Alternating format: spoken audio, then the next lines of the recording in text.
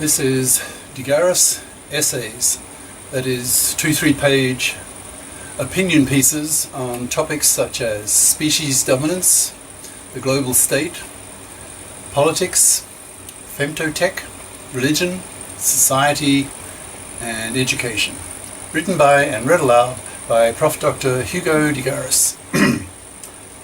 This is essay 22, entitled GLOBA, that's GLOBA.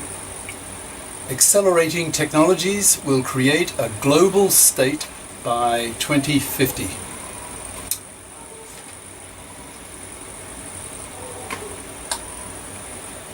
Written by Prof. Dr. Hugo de GARIS. Email profhugodegaris@yahoo.com. Abstract. This essay argues that the exponential rate of technical progress will create within 40 years an internet that is 1 trillion times faster than today's, a global media, a global education system, a global language, and a globally homogenized culture, thus establishing the prerequisites for the creation of a global democratic state that I call GLOBA, G-L-O-B-A, and ridding the world of war, the arms trade, ignorance and poverty. Whether GLOBA can cope with the rise of massively intelligent machines occurring at about the same time is far less certain. 1. Introduction. Most readers will have heard of the phenomenon called Moore's Law. That is the trend that the number of transistors that can be crammed onto a chip keeps doubling every 18 months. Less well known is the phenomenon I label BRAD, bit rate annual doubling. That is, the speed of the internet keeps doubling every 12 months. The physicists say that there is effectively no theoretical limit to how tiny a substrate can be that's used to convey information. So we can expect the internet speed to keep doubling for many decades. This means that in 30 years, the internet will be 1 billion, that's 2 to the power 30, times faster than it is today. This essay was written in 2011, so 6 years ago. In 40 years, it will be 1 trillion, 2 to the 40 times faster. What could one do with such fantastic speeds? One obvious answer is that three-dimensional, 3D images could be transmitted that would appear to our eyes as real and as vivid as the objects we see by the light of the sun. It would also mean that everyone on the planet could receive the media of the whole world, that is, everyone gets everything.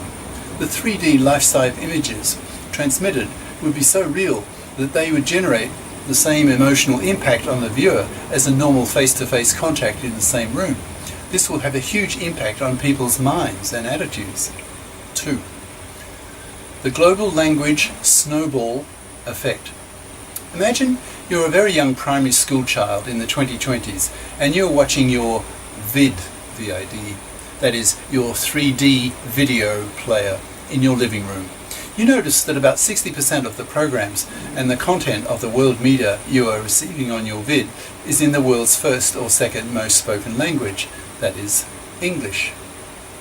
You therefore decide to master this language so you can understand what most of the world is saying. Now imagine you are the Minister of Telecommunications in your little country and you have to decide which languages you will use for the content that you will send up to the global internet satellite system.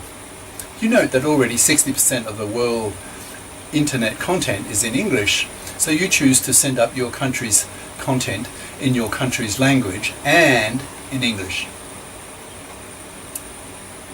as well as perhaps several other languages. A few years later, the percentage has moved up to 70%. Eventually, all countries will be sending up their content in at least 2 languages, their own and English.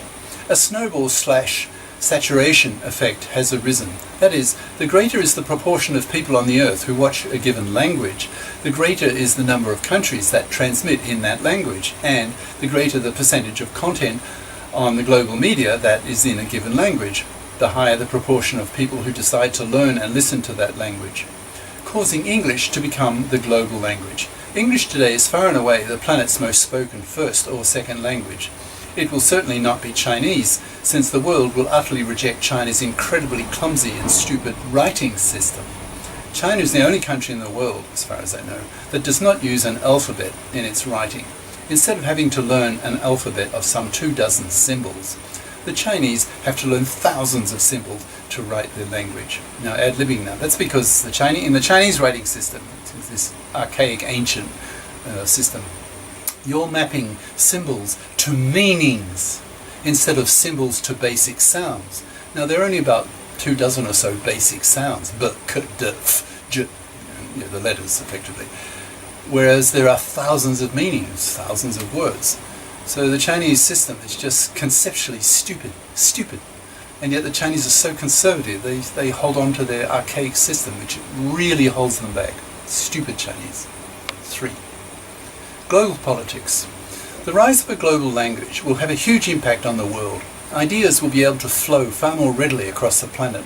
Billions of people will be influenced by the best ideas that the planet has to offer. People's minds will be influenced powerfully, so that today's nationalist mentalities will be gradually transformed into tomorrow's globist mentalities.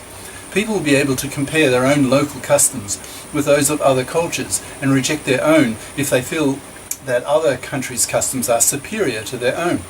People will become more multi, that is multicultural, than mono, that is monocultured. Multis will increasingly look down on monos as inferior beings, rather like city slickers towards country bumpkins, seeing the monos as limited as individuals by the limitations of the single culture that programs them. Today's governments will no longer be able to brainwash their citizens into the ideologies of their nationalist leaders. Global education systems, globiversities, will be established to educate the poor people of the world. Internet satellites will be able to beam down education programs at all levels, from kindergarten to PhD level research seminars on all topics. Global satellite learning, GSL, will rid the world of its last dictatorships, a process called de-dictation, as billions of poor people catch on to the idea that they can pull themselves out of poverty by buying a small cheap vid, legally or on the black market, and educating themselves using the programs beamed down by the internet satellites, the EdSats, education satellites. As billions do this and become middle class, they will demand a say in their political systems, leading within 40 years, at the rate the world is democratizing, two countries per year, to a totally democratic world. Since democratic countries do not go to war against each other, that's advanced democracies, their voting populations do not allow it, the world will be far more peaceful. The 20th century's diabolical trade in arms can be banished, and so can war. With over $1 trillion a year freed up from arms spending in the world, this money can be rechanneled into humanitarian pursuits. 4. Global cultural homogenization. With a global language and all countries being democracies, the stage is set for global cultural homogenization. A billion-fold faster internet will not be the only factor leading to global cultural homogenization. There are many other factors pushing humanity into a globist mentality. For example, high-speed train networks across countries and continents, space planes that can carry 1,000 people from New York to Beijing in a few hours. Greater wealth will mean far greater numbers of people becoming international tourists, visiting the beauty spots they can see on their vids in vivid 3D. A larger global economy will stimulate global trade. The creation of ever more economic and political blocs, such as the EU, European Union, SAU, South American Union, AU, African Union, etc., will mean ever more international business people will be travelling to do business and to inspect progress in their various projects, etc. All these influences and more will make the creation of a global cultural homogenization more probable. When the whole planet can watch the media of the whole world in a global language, the minds of the world's citizens will be made globist, not nationalist. Political leaders of countries whose policies are considered by the majority of the world's citizens to be harmful or stupid will feel enormous moral pressure against them. World opinion will be overpowering. If the citizens of a given country learn that 95% of other countries are opposed to their country's policies, that will force them to think twice about the wisdom of their own leaders' judgments. That in turn will make their leaders think twice too. All the world's leaders will become sensitive to global opinion. As the best ideas and customs spread across the planet, and billions of people adopt the same set of ideas, that is, cultural homogenization, the stage is set for the creation of a global state. This will obviously be an incremental process. 5. Building GLOBA, the global state. There are many routes, or for English, routes, to the creation of a global state. For example, the expansion of the EU, European Union route, the expansion of powers of the UN, United Nations route, the merging of economic/political blocs, BLOC route, etc. As the size of the economic/political blocs keeps increasing, smaller blocs need to become larger to stay competitive.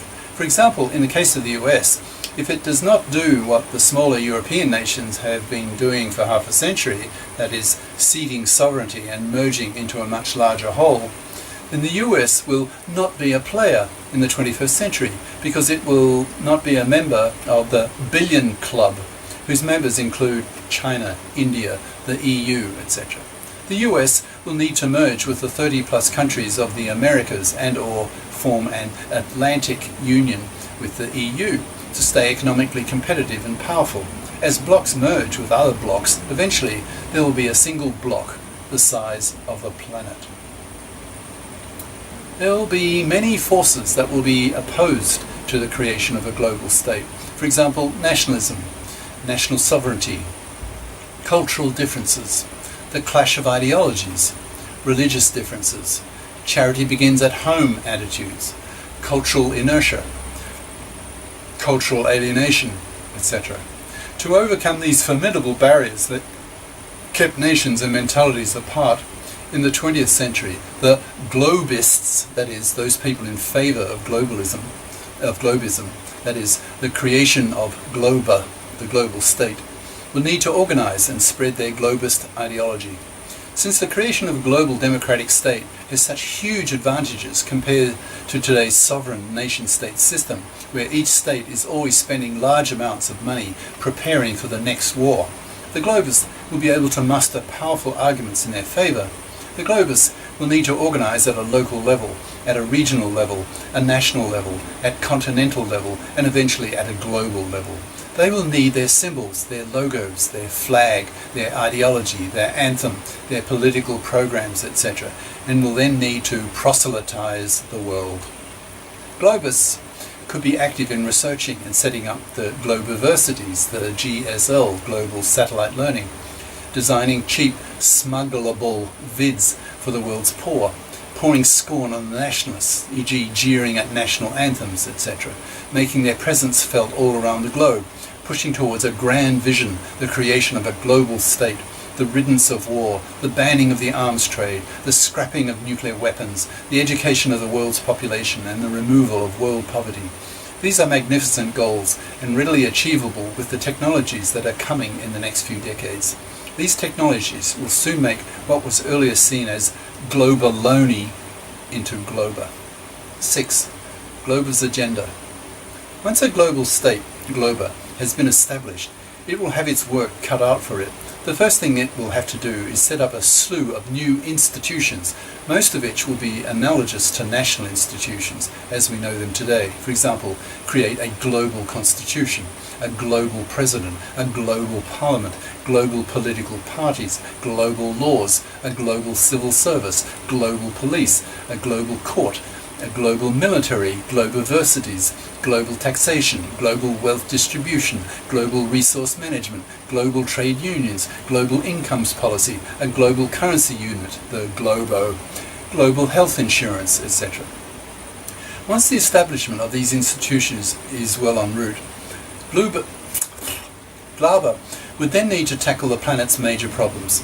For example, it would need to create a globist ethics and globist propaganda to undertake global nuclear disarmament, ban the global arms trade, meet the global environmental challenges, eliminate global poverty, establish a global taxation policy, as well as a global incomes and raw materials policy, global education, global population migration, foster greater global happiness rather than global wealth, etc.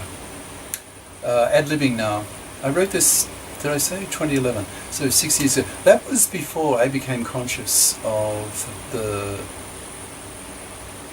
Illuminati and the global goal of the Jewish bankster elite who want to take over the world, rule it from Jerusalem, with one of the Rothschilds as the Messiah, the Jewish Messiah, as prophesied in the Talmud. And the creation of the Illuminati and the globalization of the planet, a planetary dictatorship, is well underway. Well underway. You need to inform yourself about this by studying various videos on YouTube and so forth. So I'm a little more cynical now about the prospect of GLOBA. A prerequisite to create GLOBA, a fully democratic state, will be to get rid of these vile, vermin Jewish banksters who are far more formidable than most people imagine. So the Globans have their work cut out for them. They need to get rid of these Jewish banksters, send them to The Hague, prosecute them and see them executed. 7. GLOBA and the intellect. The above has argued that a global state, GLOBA, could be established by about the middle of the 21st century. This would be a wonderful thing if it can be achieved. However, there's a gathering storm on the horizon, which will be playing itself out over the same time frame, namely the rise of the intellect, artificial intellect, that is a godlike, massively intelligent machine, with intellectual capacities trillions of times above the human level. The rise of the intellect will probably divide humanity bitterly into two major human groups: the cosmists, who want to be God, that is intellect builders, a form of science-based quasi-religion, and the Terrans, who are bitterly opposed to building intellects through fear that the intellects may one day decide humans are such an inferior pest and wipe them out. There's a third group, the cyborgists, who want to add intellectual components to their own brains and become intellect gods themselves. Since the computational capacity of nanotech matter is so great, for example, a grain of sugar with each atom switching in femtoseconds could outperform a human brain by a factor of trillions. The Terrans will lump the cyborgists into the same ideological camp as the cosmists, since a cyborg would be indistinguishable from an intellect in intellectual capacities. Since the Terrans will have a limited time window of opportunity within which to oppose the cosmists/cyborgists before the cyborgs and intellects come into being and are then smarter than the Terrans will not be able to wait for too long. The Terrans will have to first strike the cosmists/cyborgists/cyborgs/intellects before it's too late. The Terrans will be using 21st century weapons, which will enable the scale of mass killing to rise from the tens of millions of people in the major wars of the 20th century to the billions of people of a major 21st century war. The cosmists/cyborgists will anticipate this first strike by the Terrans and be prepared for it, also using 21st century weapons. Thus GLOBA will have to face its greatest challenge. Can it cope with the rise of cosmism and cyborgism? Will GLOBA be able to cope with the passions generated by two murderously opposed, very powerful ideologies, cosmism and Terranism? Opinion polls already show that the species dominance issue, that is, whether humanity should build godlike intellects this century or not, divides humanity about evenly. Many individuals are ambivalent about the magnificence of building intellect gods and horrified at the prospect of a gigadeath intellect war. It's not at all obvious that a unified global state would be strong enough to withstand the divisive passions of the species dominance debate, which will heat up in the coming decades and may explode into a global civil war, killing billions of people with 21st century weapons in the greatest war humanity has ever known, because the stake has never been so high, that is, the survival of the human species. 20th century wars were largely nationalist wars. A major 21st century war would be a species dominance war. Footnote. The above essay is a summary of the ideas in the author's second book, Multis and Monos, what the multicultured can teach the monocultured towards the creation of a global state. The ideas above concerning the rise of the artellect are taken largely from the author's first book, called The Artellect War, Cosmos versus Terrans, a bitter controversy concerning whether humanity should build godlike, massively intelligent machines. Both books are available at Amazon.com. Well, now they're both available for free. You can download the full texts of both books from my website, which is at profhugodegaris.wordpress.com. In fact, I'm planning to make YouTube videos of each chapter of these two books and put it up on my website, but you'll have to wait for that. That'll be some months from now being August 2017. So, cheers. Prof. Dr. Hugo Degaris. Email profhugodegaris@yahoo.com. Website profhugodegaris.wordpress.com. YouTube channel name Hugo Degaris. Ciao.